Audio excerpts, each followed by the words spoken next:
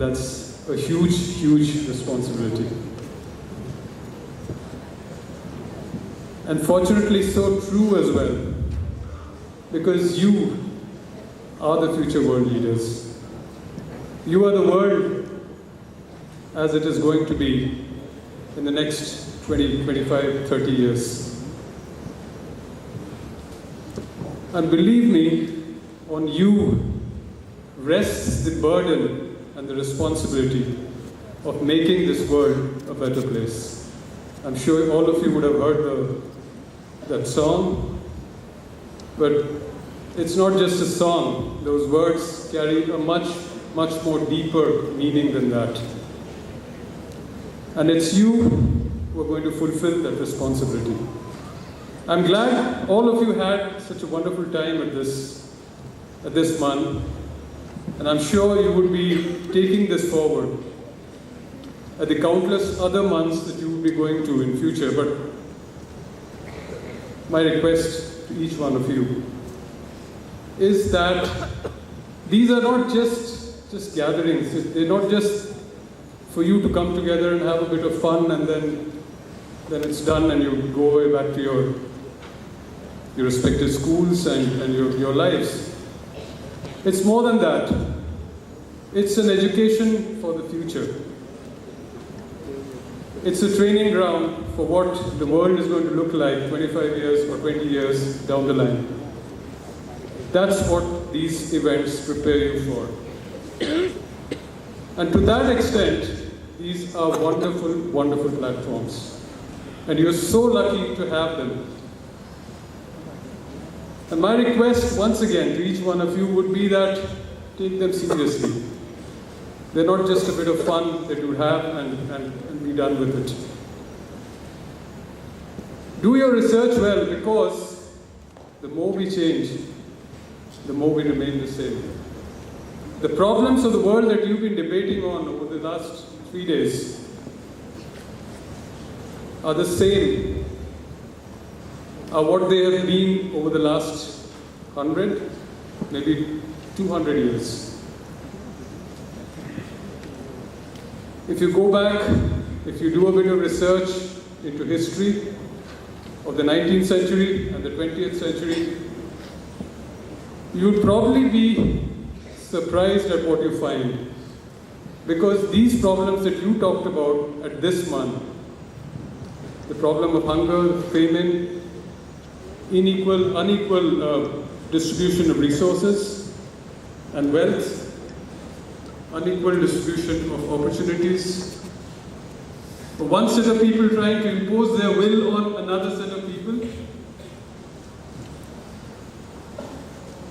of not having access to healthcare, to equal opportunities, discrimination on the basis of skin color, caste and creed, the country that you come from. All that, trust me, has remained the same over the last 200 years. And it's going to remain the same over the next 200 years as well. Because, as I said, the more we change, the more we remain the same. Human beings all over the world for centuries have had the same kind of problems, have had the same kind of objectives that they would have looked forward to, looked up to. And whenever you had a set of people, as I mentioned, trying to impose their will on another set of people, to take advantage of their own position, their education, their status in society, whatever it might be, whenever that has happened in history across the world, it has led to unrest, it has led to uprisings. And that is what you were talking about, I'm sure. I don't know, I was not present at your sessions, but I'm sure you would have been talking about these problems. Because the problems of the world stem from a feeling of deprivation. And when a people, when a race, when a country feels deprived, that voice of the people, that popular voice of the people, it cannot be suppressed by guns and bullets. Trust me on that again. I've been a professional soldier for 25 years of my life. I served in the armed forces of my nation for 25 years. But I would be the first one to say, thank you. I would be the first one to say that guns and bullets and violence and oppression are not the answer to the problems of humankind. The way forward is the way of peace, the way of negotiations, the way of talking to each other, the way of coming to sit and discuss your problems across the table. That's the way forward.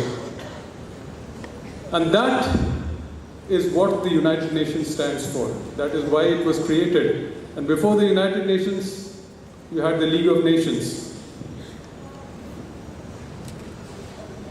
Unfortunately, a large number of the big powers of that time refused to endorse the League of Nations, join it, and endorse its programs, refused to contribute to the initiatives that the League of Nations took up with the world at the end of the First World War, with the signing of the Treaty of Versailles. And therefore, you had the Second World War 20 years later, after the end of the First World War. Mind you, the First World War was supposed to be the war to end all wars. But now, with the benefit of hindsight of more than 100 years, we know that that war did not end all wars. Wars continued to happen with depressing regularity, and people lost their homes, lost their livelihoods, lost their lives across the world. Every 5, 10, 15 years or so. And it all, as I said, happened because of one set of people trying to impose their will on another set of people. And like I said, this popular unrest, the voice of the people, it cannot be suppressed. It cannot be suppressed through violence. It cannot be suppressed through a war. A war is no solution at all. Serials have happened in the past as well.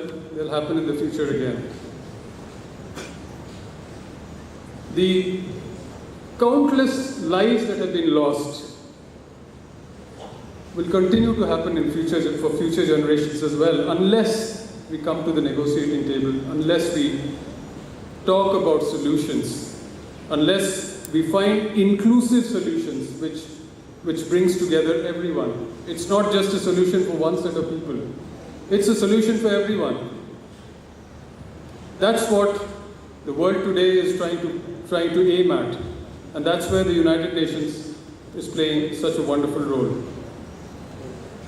And it's great that the young people, the future leaders, the global leaders of tomorrow, as I said in the beginning,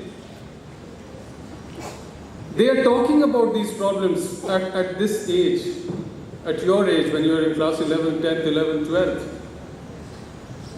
It is serving multiple purposes. It is broadening your horizons to what is happening in other countries. It is broadening your horizons to the kind of problems that people who are less fortunate than you are facing today and will continue to do so in future. It is giving you an opportunity to know about what has happened before and what is likely to happen again in the future unless we take steps to stop that.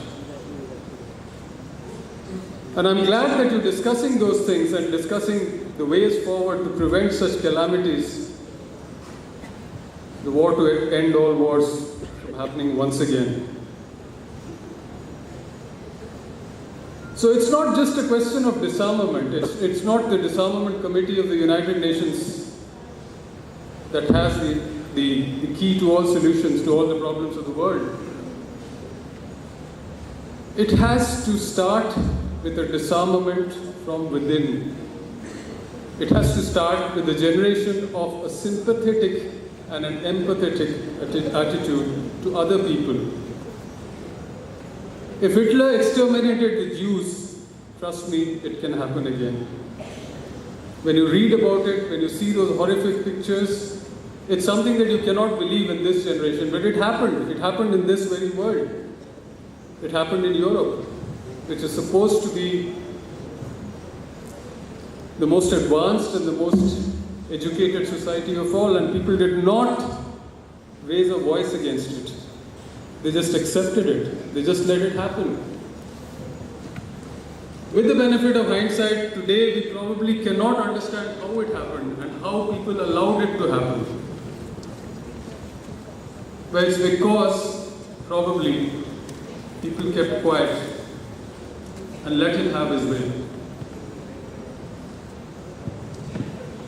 Which is why it is so important that people are aware of the problem.